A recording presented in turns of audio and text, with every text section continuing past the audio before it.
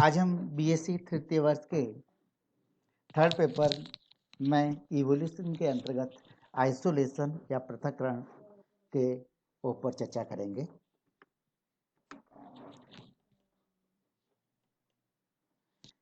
जैसे कि आप सभी जानते हो, आइसोलेशन होता है कि किसी भी जाति विशेष के जीवों की छोटी छोटी इकाइयां या उपसमूह या उपजातियों में विभक्त होने की क्रिया को पाथर्क्य या आइसोलेशन कहा जाता है।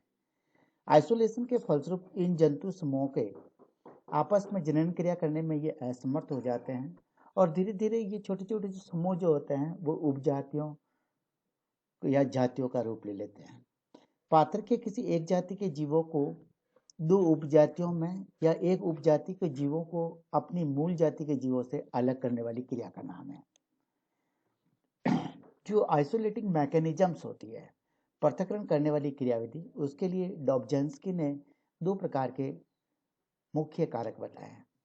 पहला कहलाता है भौगोलिक पाथर्क्य और दूसरा होता है जेनेटिक पाथर्क्य। भौगोलिक पाथर्क्य को ज्योग्राफिकल आइसोलेशन कहते हैं। इसके अंतर्गत जो कोई भी पॉपुलेशन या जाति होती है, उस जाति छोटी छोटी समष्टियों में अलग अलग स्थानों पर पाई जाती है। यानी ज्योग्राफिकली जो है एक ही जाति के सदस्य दो पृथक समष्टियों का निर्माण करते हैं, तो उसको हम भौगोलिक पाथर्क्य कहते हैं। जेनेटिक पाथर्क्य या रिप्रोडक्टिव आइसोलेशन में एक ही स्थान पर रहने वाली जो जातियां होती हैं, उन जातियों की जीनी संरचना में परिवर्तन आ जाता है और जीनी संरचना में परिवर्तन आने के कारण वो रिप्रोडक्टिवली आइसोलेट हो जाती है। कभी कभी उनमें संकर के निर्माण की क्रिया को भी यह रोक देता है। तो डॉब्झिन्स्की ने पार्थक्य के दो मुख्य कारक बताए, एक ज्योग्राफिकल आइसोलेशन और दूसरा रिप्रोडक्टिव आइसोलेशन। आइसोलेटिंग मैकेनिज्म या पृथक्करण करने वाली क्रियाविधि को मैकम ने दो वर्गों में विभाजित किया है। पहला संगम कारक विद्या कहलाती है और दूसरा कारक क्रिया विद्या कहलाती है। सम्मक कारक क्रिया विद्या में भौगोलिक पाथर्क्य जो पहले हमने चर्चा करी है वो आता है, दूरी के कारण पाथर्क्य आता है, जलवायु संबंधी पाथर्क्य, मौसमी पाथर्क्य, आवासीय पाथर्क्य, जीव परिस्थितिक पाथर्क्य, यांत्रिक पाथर्क्य और शरीर क्रियात्मक पाथर्क्य, ये 8 प्रकार के आइसोलेशन आते हैं। इन्हें इंग्लिश में हम geographical isolation, isolation due to the distance, climatic isolation, climatic के साथ में सीजनल आइसोलेशन है, हैबिटेट आइसोलेशन है और bio ecological isolation, mechanical isolation and physiological isolation के अंतर्गत आते हैं।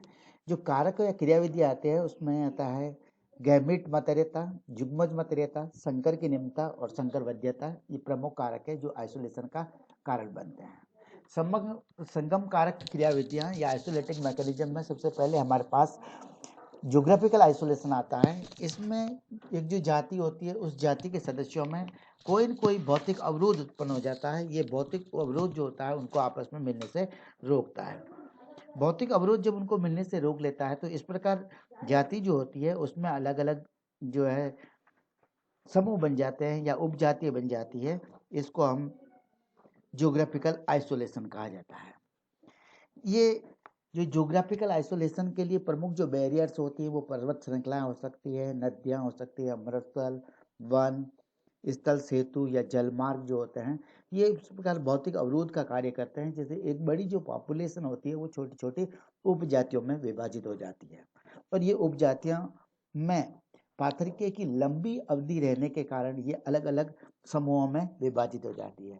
इसके लिए एग्जाम्पल बताया गया कि हवाई द्वीप समूह में पाई जाने वाली लैंड की जो जातियां होती है उसमें ज्योग्राफिकल आइसोलेशन का एक उत्तम उदाहरण प्रस्तुत करती है। ओहियो द्वीप समूह पर ज्वालामुखी की शैलमालाओं के बीच में वनस्पतियां युक्त घाटियां पाई जाती है, किंतु इन पर्वतों के ऊपरी भाग बिल्कुल बंजर रहते हैं। तो दो अलग अलग प्रकार की स्थितियां बन गई, इसलिए ये एक प्रकार से ज्योग्राफिकल आइसोलेशन का कार्य करते हैं। इसलिए घाटी के प्रत्येक स्थल पर पाई जाने वाली वनस्पति और लैंडस्केप की जो जातियां होती है तो अलग अलग उपजातियां होती है, ये एक दूसरे से मिल नहीं पाती है। दूसरा, दूरी के कारण पाथर्क्य है। कभी कभी ऐसा होता है कि किसी भी प्रकार का भौगोलिक अवरोध नहीं होता है, किंतु जाति का जो वितरण है वो इतना बड़ा क्षेत्र होता है कि जाति के सदस्य आपस में नहीं मिल पाते हैं। तो इस प्रकार दूरी के कारण जो आइसोलेशन होता है उसे दूरी के कारण पाथर्क्य, isolation due to the distance कहते हैं। और इसका जो एग्जाम्पल है वो उत्तरी अमेरिका का विस्तृत क्षेत्र है, जिससे होलार्कटिका भाग में पाए जाने वाले स्तनधारी प्राणी है। इस उत्तरी अमेरिका का जो क्षेत्र होता है वो इतना अधिक विस्तृत क्षेत्र है कि उसमें पाए जाने वाले स्तनधारी प्राणी जो है आपस में एक दूसरे से नहीं मिल पाते हैं। इसके कारण भी उनमें उपजातियां विकसित होकर के जातियों के विकास का कारण बनती है। जलवायु संबंधी जो पार्थक्य है उसको हम क्लाइमेटिक आइसोलेशन कहते हैं। कोई भी भौगोलिक अवरोध नहीं है, किंतु जाति इतने विस्तृत क्षेत्र में फैली हुई होती है, उसके अलग अलग क्षेत्रों की जलवायु जो होती है वो एक अलग अलग प्रकार की होती है। ये जलवायु में भिन्नता के कारण एक भूभाग के जो जीव होते हैं वो दूसरे भूभाग के जीव से तक नहीं पहुंच पाते हैं या उनसे नहीं मिल पाते हैं। इसके कारण जलवायु संबंधी जो है आइसोलेशन उनमें उत्पन्न हो जाता है, और इसी भिन्नता के चलते हुए एक ही जाति के सदस्य अलग अलग उपजातियों का निर्माण कर सकते हैं। अब ये जलवायु संबंधी जो भिन्नता है किस कारण हो सकती है? तापमान के कारण हो सकती है, नमी के कारण हो सकती है, जल में घुलित हुई लवणों की सांद्रता के कारण हो सकती है, या भूमि की संरचना में भिन्नता के कारण जलवायु संबंधी विभिन्नताएं उनमें पाई जाती है। इसके लिए एग्जाम्पल की यदि हम बात करें तो एग्जाम्पल के लिए कहता है कि अलग अलग क्लाइमेटिक कंडीशंस के कारण इनकी जो मेटाबॉलिक रिएक्शंस है उन मेटाबॉलिक रिएक्शंस को ये प्रभावित करते हैं, जिससे उनके कारण शरीर में फिजियोलॉजिकल जो है डिफरेंसेस उत्पन्न हो जाते हैं।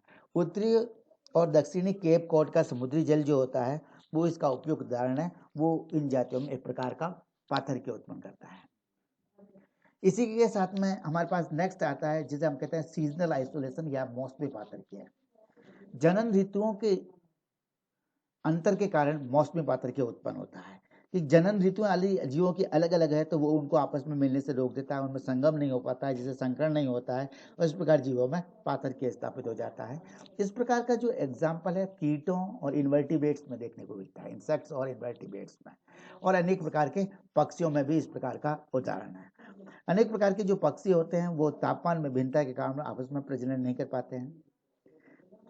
स्वच्छ जलीय मछलियां और समुद्री जल की मछलियां जो होती है वो अलग अलग रहने के कारण दोनों आपस में जो है सब जलीय मछलियों में पानी के ताप जो होता है वो अणुजनन के समय को नियंत्रित करता है, इसलिए साथ साथ रहने वाली भी मछलियों में इंटरब्रीडिंग नहीं हो पाती। मेंढकों में एग्जाम्पल है बूफो अमेरिकाना का जो जनन वर्षा ऋतु के प्रारंभ में होता है, जबकि बूफो फाउलेरी का जनन काल जो होता है वर्षा ऋतु के अंत में होता है, इसलिए भी इनमें इंटरब्रीडिंग नहीं हो पाती है। विभिन्न प्रकार के पौधे प्रकाश की तीव्रता की अवधि और ताप पर उनमें पुष्पन की क्रिया निर्भर करती है, जिसे हम फोटोपीरियडिज्म कहते हैं। इसलिए जब पुष्प अलग अलग समय पर खिलेंगे तो उसमें भी इंटरब्रीडिंग नहीं हो पाती है। तो ये चार ऐसे उदाहरण है, एक तो पक्षियों का, मछलियों का जिस जल में रहती है उसमें तापमान अंतर के कारण, और मेंढकों में वर्षा ऋतु के प्रारंभ में और अंत में जनन का सीजन होने के कारण, ब्रीडिंग नहीं हो पाने के कारण, और पौधों में पुष्पन की जो अवधि होती है तापमान की वो अलग अलग होने के कारण इनमें इंटरब्रीडिंग नहीं हो पाती। इस प्रकार वहाँ का जो मौसम होता है ये मौसम इन जंतुओं में एक प्रकार के पाथर को स्थापित करता है, इसको मौसमी पाथर कहा जाता है। नेक्स्ट जो हमारे पास आता है उसको हम कहते हैं हैबिटाट और इकोलॉजिकल आइसोलेशन, आवासीय पाथर या पारिस्थितिकी पाथर। ये पाथर होता है भोजन स्वभाव और शरीर क्रियात्मक आवश्यकताओं में भिन्नता के कारण एक ही स्थान पर रहने वाली जातियां दूसरे के अलग अलग आवास में रहती है। उदाहरण की यदि हम बात करें तो उदाहरण है बेल्जियम की स्टिकलबैक फिश, जिसे कहते हैं गैस्ट्रोस्टियस। गैस्ट्रोस्टियस में इकोलॉजिकल रूप से दो भिन्न समस्या पाई जाती है। इनमें से एक पूरे वर्ष भर स्वच्छ जल में रहती है और दूसरी शीत ऋतु में समुद्र में चली जाती है, किंतु गर्मी और बसंत ऋतुओं के आने पर नदी के मुहानों की तरफ लौट जाती है। इन मछलियों के रुधिर में क्लोरीन की मात्रा में परिवर्तन के कारण ये एक ही आवास में रहने के लिए असमर्थ होती है, किंतु आर्टिफिशियल इंसेमिनेशन के द्वारा इनके संकर प्राप्त किए जा सकते हैं, क्योंकि प्रकृति में इनके संकर नहीं मिलते। तो ये एक प्रकार का इकोलॉजिकल आइसोलेशन गैस्ट्रोस्टियस मछली में पाया जाता है। फिर हमारे पास नेक्स्ट आता है इथोलॉजिकल और साइकोलॉजिकल आइसोलेशन, जिसे कहते हैं जीव पारिस्थितिक पाथर।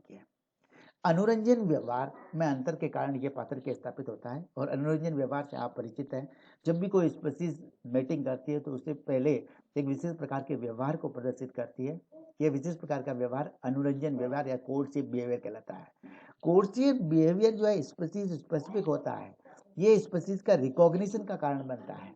मेंढक और टॉड और पक्षियों में कोर्टशिप के लिए विशेष प्रकार की ध्वनियां निकालते हैं, तो उसी जाति का जो जीव होगा उसी जाति को अट्रैक्ट करेगा, और इन ध्वनियों का विशेष प्रकार का महत्व होता है। वर्ण, वर्ण प्रतिरूप, शारीरिक रूप और गंध के कारण ये जो अलग अलग प्रकार के क्रियाएं करते हैं, कोर्टशिप करते हैं। इसलिए कोर्टशिप में अंतर होने के कारण ये स्पेसिफिक होता है, तो उसी जाति के सदस्य उनके साथ में संकरण कर पाते हैं या संगम कर पाते हैं, जबकि दूसरी जाति के सदस्य उनमें ये क्रिया नहीं कर पाते हैं। नेक्स्ट है मैकेनिकल आइसोलेशन, जिसे कहते हैं यांत्रिक पाथरकीय। इस प्रकार की पाथरकीय जीवों में कि जो जेनाइटेलियाज है उनकी जटिल संरचना के कारण होता है।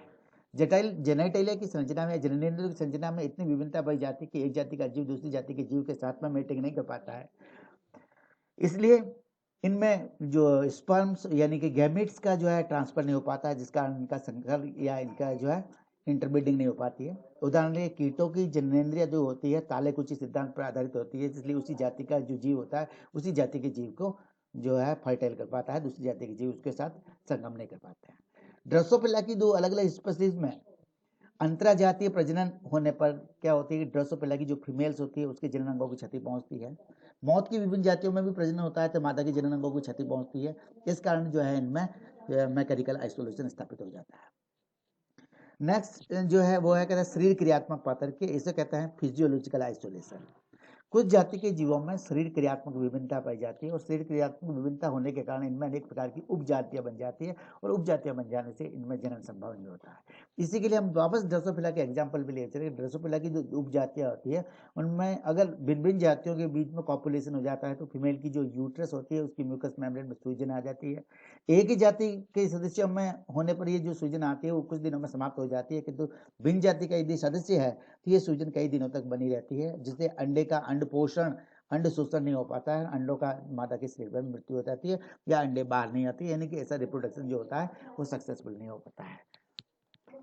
अब दूसरी कारक और क्रियाविधियां जो ऐसी क्रियाविधियां हैं जो भी इनके जो है पोस्ट मेटिंग फैक्टर्स इसको कहा जाता है, जो इसको संगमोत्तर कारक कहा जाता है। ये कारक भी इनको संकरण उत्पन्न करने के लिए रोकते हैं। पहला है युग्मन मतरीयता, दूसरा युग्मनज मतरीयता, संकर की निम्नता और संकर वध्यता। जो सबसे पहला युग्मज मतरीयता है इसको कहते हैं गैमेट मोर्टेलिटी। गैमेट मोर्टेलिटी में कहता है कि ये दोनों प्रकार के जीवों में पाई जाती है, बाहरी निषेचन करने वाले सदस्यों में और आंतरिक निषेचन करने वाले। बाहरी निषेचन करने वाले सदस्यों में बहुधा जो स्पर्म होते हैं वो अंडाणु का निषेचन करने में असमर्थ होते हैं, इसलिए निष्क्रिय जंतु वाला नर उत्पन्न होता है।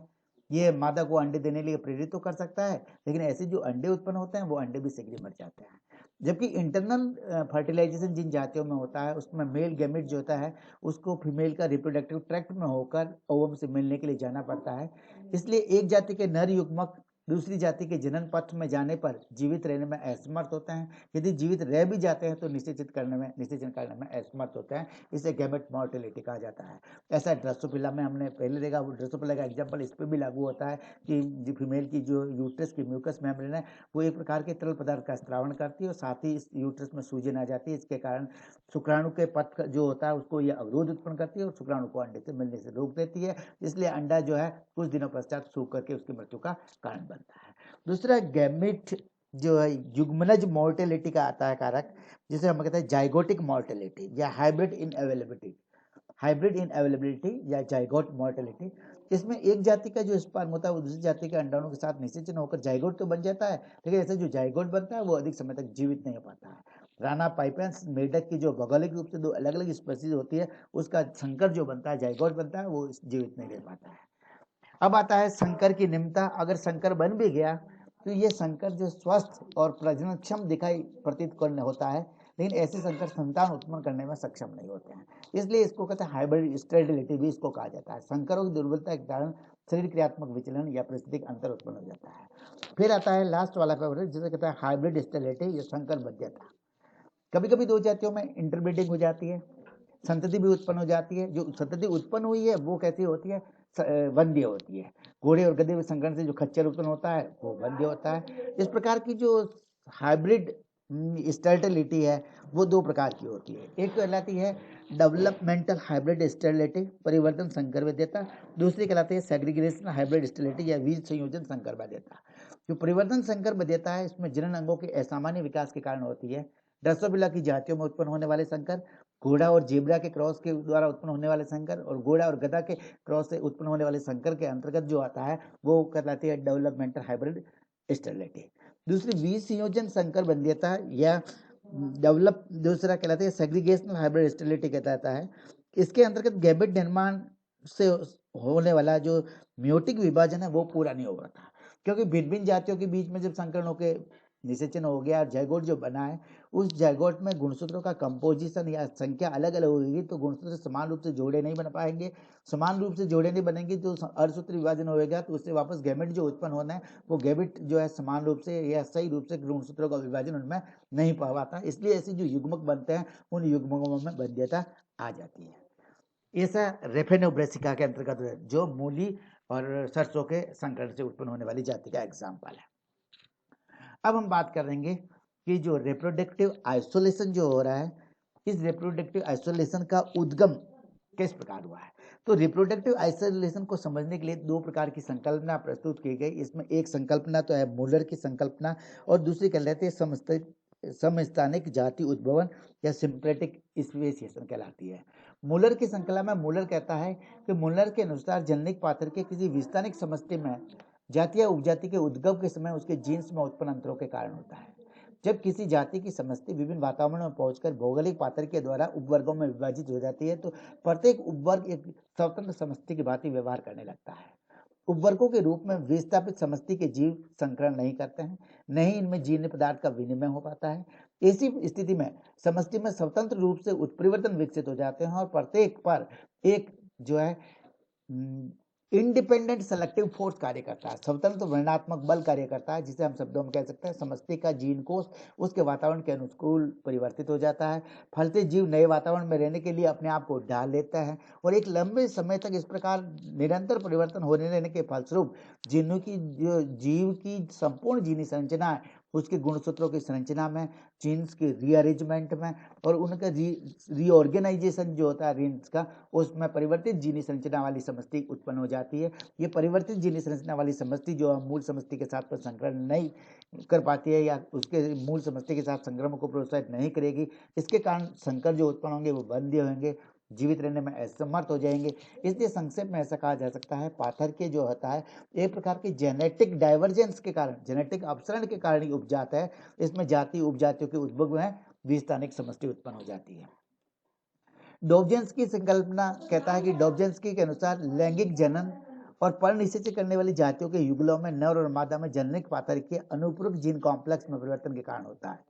इसमें प्राकृतिक वर्ण भी की विशेष भूमिका होती है। उसने देखा कि जातियों के संकर प्राय कम अनुकूलनीय या वंध्य होते हैं किंतु जीवित रहने में समर्थ नहीं होते हैं।